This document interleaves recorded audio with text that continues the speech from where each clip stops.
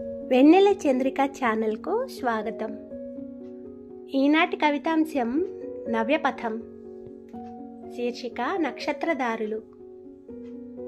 గాలిగూటిలో గళపేటికలో మూలిగే అక్షర నిధులను నవ్యపథ ప్రత్యక్ష నిక్షేపాలుగా పదిలపరుచుకున్నాను.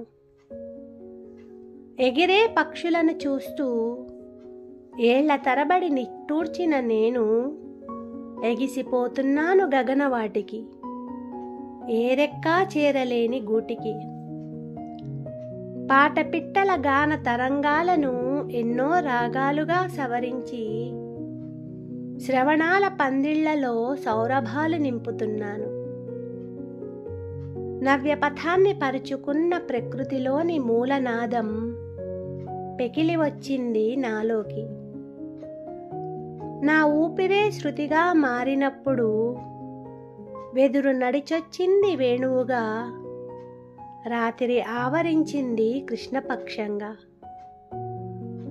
నవ్యపథంలోని నవోదయాల అరుణోదయం ఊరుకోదు, ఉషా కిరణాలను సారించనిదే.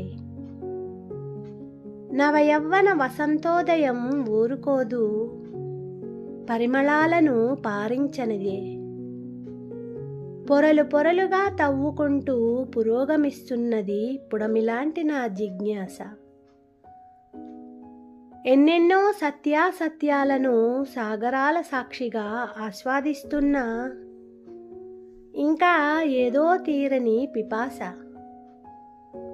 మనసు అలల మీద, కలల నురగల మీద, మనస్సాక్షిగా అచ్చవుతున్న అక్షరాలపై సృష్టి కందని దృష్టి ఉందేమో, వాక్కు కందని అర్థం ఉందేమో, మనసు కందని భావం ఉందేమో.